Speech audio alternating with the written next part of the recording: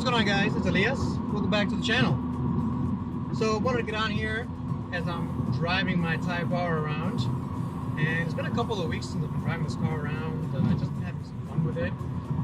I've had to go to the grocery stores a couple times, and the car I've been choosing is this one, believe it or not. I really enjoy driving my Type R around, but unfortunately there are a few things that I have to do to this car still to get it over to the next level. Now, as you guys know, I've done quite a few things already. We've gotten this car back from my crash. We got through the bodybuilding side of it. We got the paint on it. Everything else is done. As you can hear, I no longer have loose parts in the back. That's all been stored away, cleaned up. The car is doing well. So let's go through the list of things that I have to go ahead and fix on this car. And the first thing I really gotta fix is this darn airbag, right? So one of the worst parts about driving this car around now these days is that the airbag right in front of me, unfortunately, has been deployed, and it breaks open the whole airbag cover. It looks pretty nasty. So I think I found a solution online. Unfortunately, the shop that I want to buy it from is closed, but there's a solution to actually take the airbag cover away, strip away the plastic from it, and reinstall another piece of plastic. The plastic will have a Honda emblem and everything. It costs like 30 bucks, 40 bucks or something like that. If it works out, I'll show you guys how to do it, and it could save some people some money. I really want to stick with my Type R steering wheel, mainly because I want to be able to use the buttons that are on here. So there's little buttons, there's a volume button, but there's also a button that controls the computer that shows me different gauges and things like that. I'd like to keep that functionality as much as possible. I know I'm turning this car into a race car, but it's still a valuable item to have on your Type R. So besides the steering wheel, right? So the steering wheel, yeah, first and foremost, very annoying. The second thing I have to fix is this.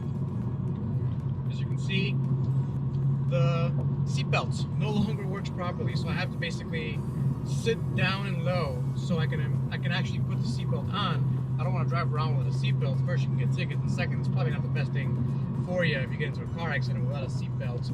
Now, when you get into an accident, the newer type of seat belts have pre-tensioners, so they actually tense up the seat belt and hold you into the seats.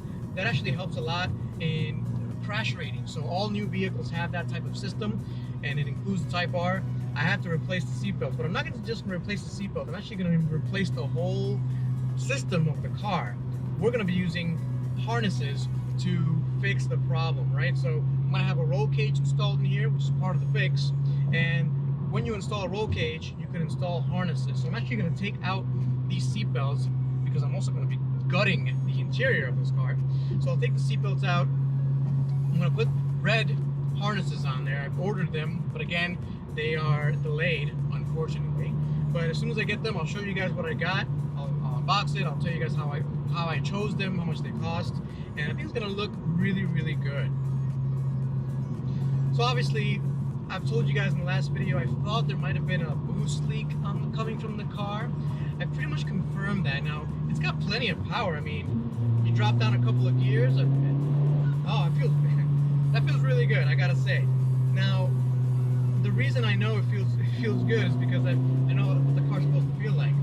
But at the top end, when you're really flooring it, the boost really isn't there anymore. You know, you don't feel it anymore.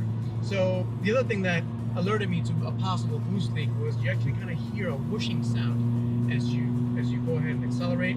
So I have to investigate that. I have to make sure I take a look at that and see where that boost leak is coming from. I think when I fix the boost leak, I'm going to go ahead and change the intercooler. That's when I'll fix the boost leak. I have to take the whole bumper off and the whole thing apart. Kind of a pain in the ass, so I'll do it then. Now the next thing I really got to take a look at is these brakes. So I'm currently using the brake pads that I used on the day that I crashed. It was the Time Attack at Grid Life. This was at Summit Point Raceway, and they're great brake pads, but they're pretty toasty now. I think it's time for me to go ahead and change the brake pads. But in addition to changing the brake pads, I want to change the brake pads, change the rotors, change the brake fluid. I think this brake fluid needs to be changed for sure. It's pretty much cooked from when I last used it. It's basically the original. I think there's some air in the system when we changed the suspension and the caliper. That was part of the fixing process. So the brake system is not as crisp as I'd like it to be. So we're going to change the brake pads. We're going to change the rotors. We'll go ahead and change the fluid. My favorite fluid is ATE Type 2. It's inexpensive and it's got a much higher boiling point than the regular brake fluid most people use. It's not the Motul stuff, but the Motul stuff is super expensive. Not really my cup of tea to spend that kind of money. And then finally, you know, wheels and tires, right? So these wheels and tires that are currently on the car, I actually originally wanted to sell them.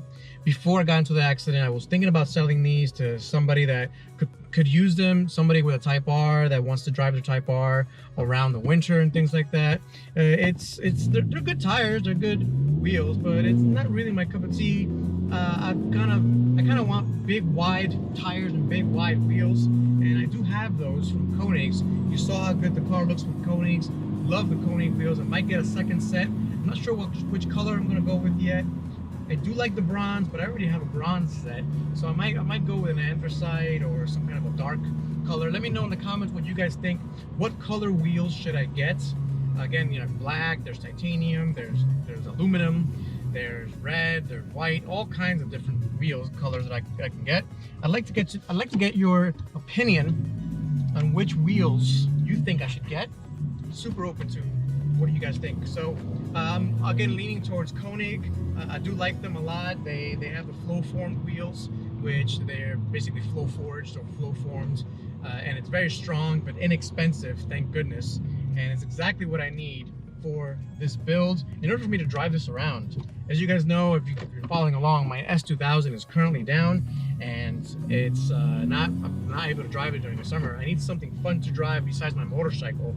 I think we're gonna get a nice set of summer wheels and tires for this car and we'll be all set. Now the reason I can't use the Koenigs is because the Koenigs currently have my racing tires on them, my RE71Rs, and I'm trying to save those tires because first they're expensive and two, they're extremely loud. I mean, those things are way too loud and way too sticky to be really using to be used around as a daily driver. So we'll see what I find out. I think I'm gonna go with a more, it's still gonna be a summer tire, but a less sticky summer tire, nice and wide. So again, guys, put in the comments there. Let me know what you guys think, what else I should do. There's one little issue as well. I think the clutch pedal switch might have an issue in there. I'm not exactly sure if that's it or not, but if it is the clutch pedal switch, we're gonna go ahead and fix that.